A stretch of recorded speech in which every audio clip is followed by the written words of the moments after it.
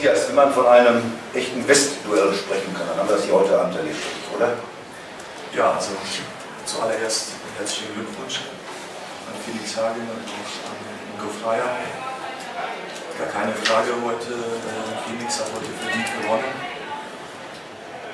weil sie einfach an den Sieg geglaubt haben und in der zweiten Halbzeit sehr schnell einen attraktiven Basketball gespielt haben und für ihre Leidenschaft und den Kampf belohnt worden sind. Meine Mannschaft hat leider nicht so gespielt, wie ich mir das vorgestellt habe. Wir wollten in der zweiten Halbzeit Ruhe ins Spiel reinbringen, besonnenen Aufbau, Systeme ransagen und konsequent unsere Systeme laufen. Und vor allem noch den Ball nach innen zu passen. Das ist ja unsere Stärke, dass wir inside auch scoren können. Und das ist uns leider nicht gelungen. Die Berserker haben wir immer weiter von draußen geballert. 3,22, diese Quote seit alles, 14%. Da darf man sich auch nicht wundern, wenn man mit dem Kopf durch die Wand will, immer weiter ballert und den Ball nicht nach innen genommen.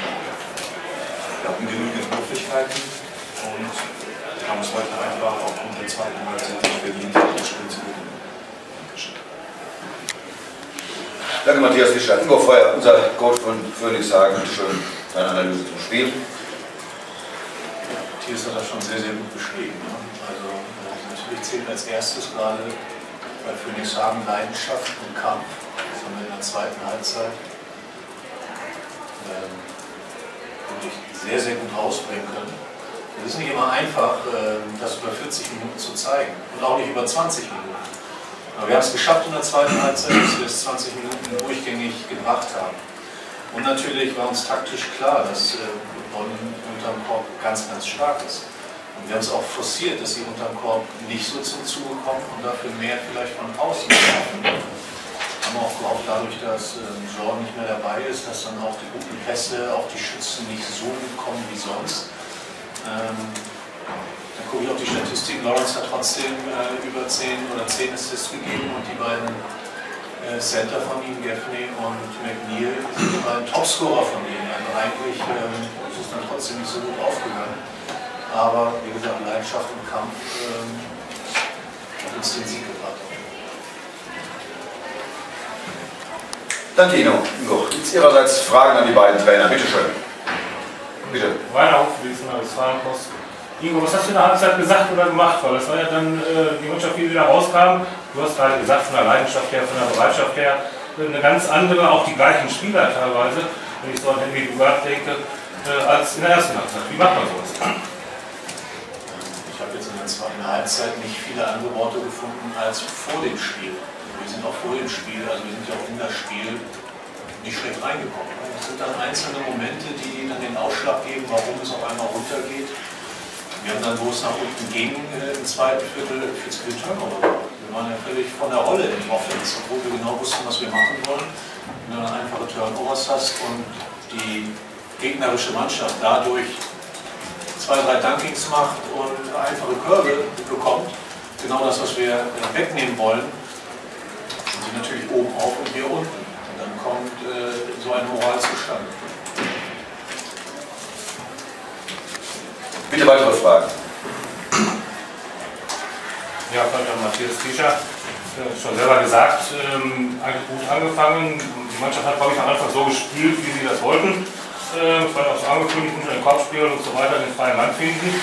Ist das dann wirklich nur eine Sache der besseren Motivation, dass so ein Spiel dann gibt? Weil sie hatten ja eigentlich in der ersten Halbzeit zur Pause haben alles gesagt, die Bonn ist eine super Mannschaft. Die spielen so, wie man das glaubt, dass sie spielen und machen das alles gut. Ich denke, es ist eine Frage von Konzentration und Disziplin. In der zweiten Halbzeit haben wir 48 Punkte kassiert. Und stellvertretend kann man unsere letzte Offense nehmen. Ja, ich sage immer dazu Mambo Jumbo. Das sind 11 Sekunden, es ist One-Possession-Game. Wir müssen einen Dreier werfen. Und mein Spieler dribbelt von links nach rechts, dann wieder nach links, nach rechts. Und dann guckt er nicht auf die Uhr, keiner hat Kontrolle. Und dann schmeißt er einen wilden Zwei. Natürlich hatte ich keine Auszeit mehr, meine Faust war oben, ich wusste, welches Play wir laufen, aber leider hat die Mannschaft es nicht geschafft, am Ende umzusetzen. Und dann, kann ich nur wiederholen, verliert man auch sehr verdient. Verdient verloren. Gibt es irgendwie weitere Fragen Ihrerseits? Bitte schön. Vielleicht, wenn ich nochmal darf, noch zu zwei Spielern. Dann haben wir Matthias Fischer. Wie haben Sie die Leistung von Lawrence gesehen? Der ist ja der Nachfolger. Hat sehr gute Phasen gehabt. Auch Ja, ich bin sehr zufrieden.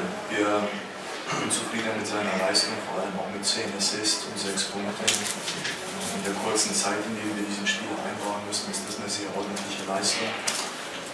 Nichtsdestotrotz ist der Aufbauspieler der Kopf der Mannschaft und der muss für die Ordnung im Spiel sein.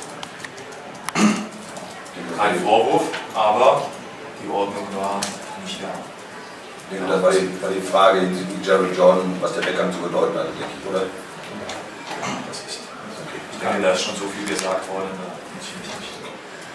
Und dann ging nur die Frage zu Henry Dugas. Das war, erste Halbzeit hat er so 2 Reaktionen gehabt, wo man sagt, Gottes Willen, wurde mir auch gesagt. Und dann hat er dann wieder in der zweiten Halbzeit super Sachen gemacht, auch teilweise gute Assists. Ja, Licht und Schatten. Ja, also wenn wir jetzt über unseren Point sprechen, ob das jetzt Henry ist oder Mark in einer bestimmten Phase oder auch Dave, wir hatten auch nicht immer die Kontrolle im Spiel und treffen schlechte Entscheidungen.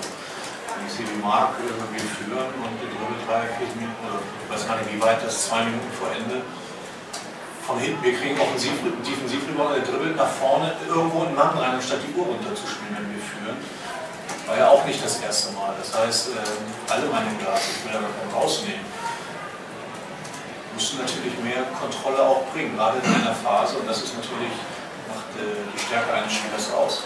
Wenn du immer schnell spielst, wie wir das wollen, und dann auch in der richtigen Phase das Tempo mal rausnehmen. Das ist halt auch eine Stärke eines guten Aufbauspielers. Und da haben wir dann den London nichts nachgestanden.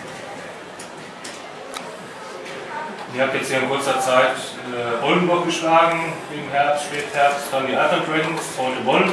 Dürfen wir uns auf Bamberg und Grund freuen? Berlin nicht vergessen, Entschuldigung. Berlin, ja. Die kommen jetzt ja auch noch. Können wir uns immer drauf freuen. Die Spiele sind besonders schön hier in der NRW Arena. Es macht Spaß, gegen die Mannschaften zu spielen, aber nicht nur gegen die, auch gegen alle anderen.